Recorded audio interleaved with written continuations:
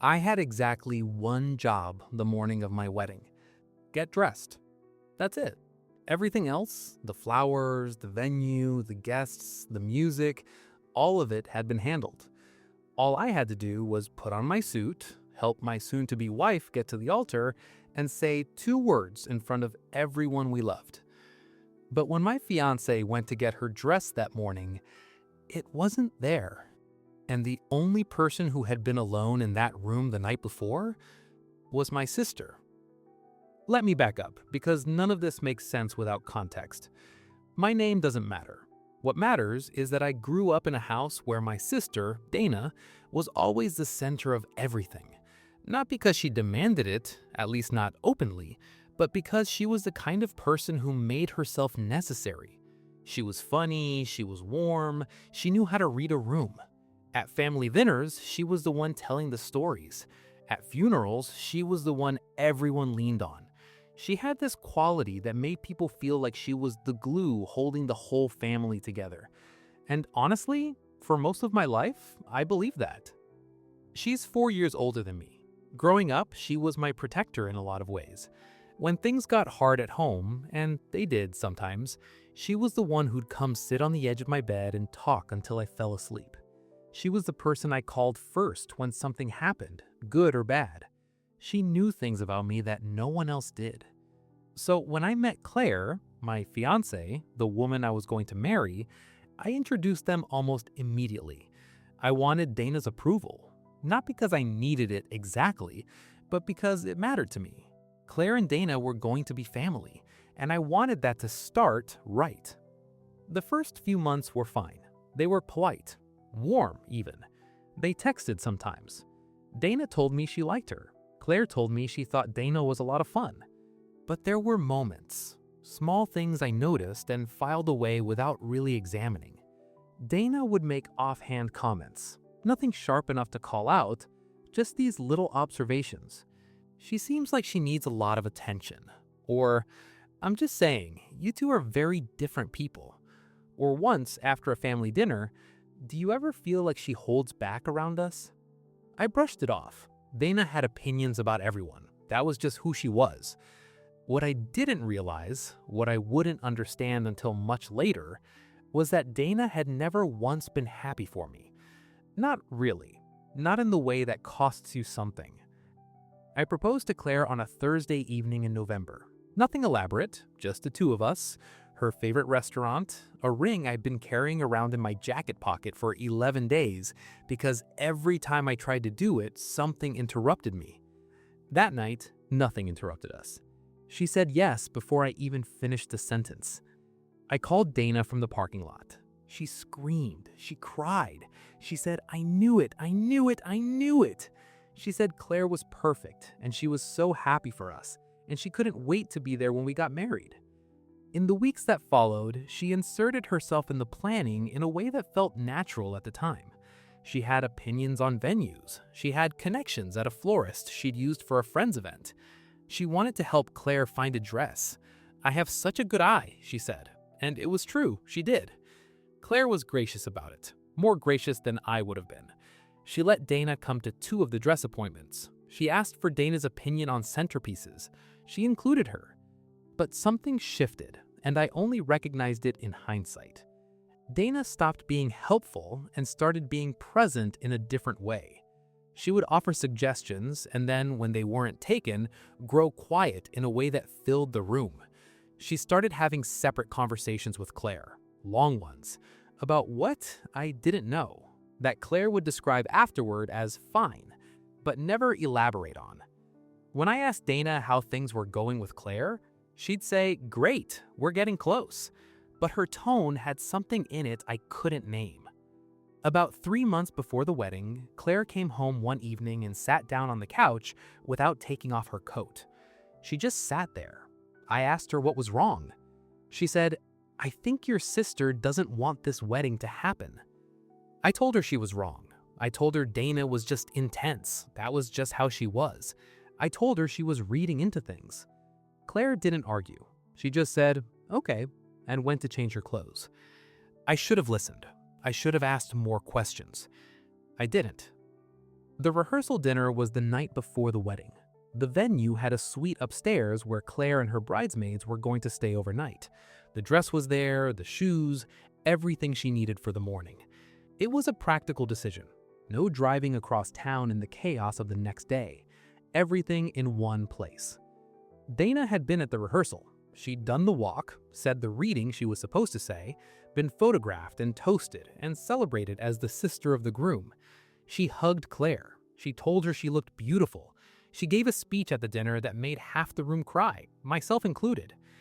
I remember thinking, watching her up there with a glass of champagne in her hand, that I'd been wrong to doubt her, that Claire had been wrong too, that Dana really was happy for us, that whatever tension there had been was just nerves, the ordinary friction of big events and big feelings.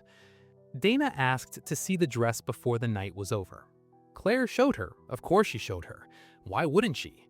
It was a gesture of closeness, an invitation. The two of them stood in that suite with the dress hanging on the back of a door, and Dana touched the fabric and said, "You're going to be the most beautiful bride." Claire hugged her. Then the night ended. Everyone went to their rooms. I kissed Claire in the hallway and told her I'd see her at the altar tomorrow. She laughed and told me not to be late. I was not prepared for what the next morning would bring. I was downstairs in the groom's suite at 7:30 in the morning when my phone rang. It was Claire's maid of honor. Her voice was tight. "We have a problem," she said. "The dress is gone." I thought I'd misheard her. "What do you mean gone?" "I mean, it's not here. The hanger is here. The garment bag is in it. The dress is not in it." The next 20 minutes were the most disorienting of my life. I went upstairs. I looked at the empty hanger. I watched Claire sitting on the edge of the bed in her robe, not crying, just very still, in the way that people get when shock hasn't finished arriving yet. We searched the room. We searched the hallway. We called the front desk. Nothing. The wedding was in 4 hours. And then someone pointed out what I had already started to think but hadn't wanted to say out loud. The suite had been locked overnight. The hotel had no record of any staff entering it. The only people who had a reason to be in that room, the only people who had been in that room the previous night after the rehearsal dinner, were Claire, her bridesmaids, and one other person who stopped by before bed, Dana. I called her room. She picked up on the second ring, cheerful, already awake. I said, "Dana, where is Claire's dress?" Silence.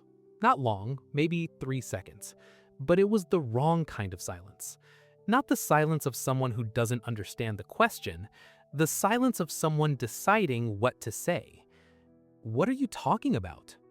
"The dress is gone from the suite. You were the last person in there last night. Where is it?" She came to our door 20 minutes later. She looked genuinely upset, and for a moment I wavered. Her eyes were red, her voice shook. She said she wouldn't, that she loved Claire, that she was devastated we would even think this. She was convincing in the way that very practiced people are convincing. But Claire's maid of honor, a quiet woman named Tess, who had known Claire for 15 years and was not easily rattled, had gone downstairs while I was on the phone with Dana. She had spoken to the front desk. She had asked about the security footage from the hallway camera outside the suite. And when she came back up, she showed me the screenshot she had taken on her phone. Dana, at 2:47 in the morning, walking down the hall with a large garment bag over her arm. I showed Dana the screenshot. The crying stopped immediately. What came after it wasn't anger and wasn't sadness. It was something quieter and worse. She looked at the image for a long moment, and then she sat down in a chair near the window and folded her hands in her lap like she was waiting for a meeting to begin. "I didn't want to ruin your wedding," she said. "I just needed more time." She had taken the dress and left the hotel at 3 in the morning. She had it in her car. She had planned, she said, to bring it back before anyone woke up. She had not intended for it to go this far. She had just needed, and here she paused for a long time, to feel like she still mattered to you. I didn't speak for a long moment, because what she'd just said made no sense. And also, underneath the layers of manipulation and the shock of the morning, It made a kind of terrible, devastating sense. Dana had watched me build a life with someone who was going to become my primary family. She had watched herself, slowly, stop being the first person I called.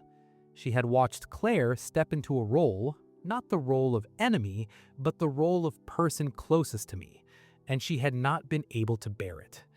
She hadn't wanted to destroy my wedding, she had wanted to delay it, to be needed, to be the one who, at the critical moment, came through.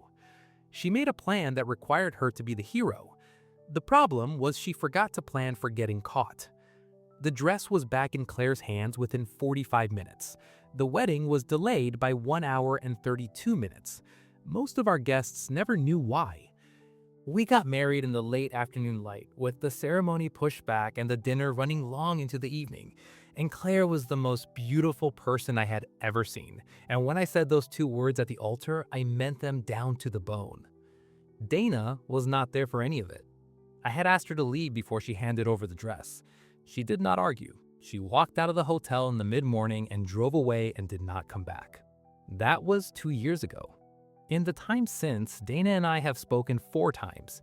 Short conversations, careful ones, like people navigating a room where the floor might give way. She has never fully explained why she did what she did in a way that satisfies me. She has apologized, more than once. Each apology has felt genuine and also insufficient in the way that some things are too large to be resolved with words. Claire and I talk about it sometimes, not often.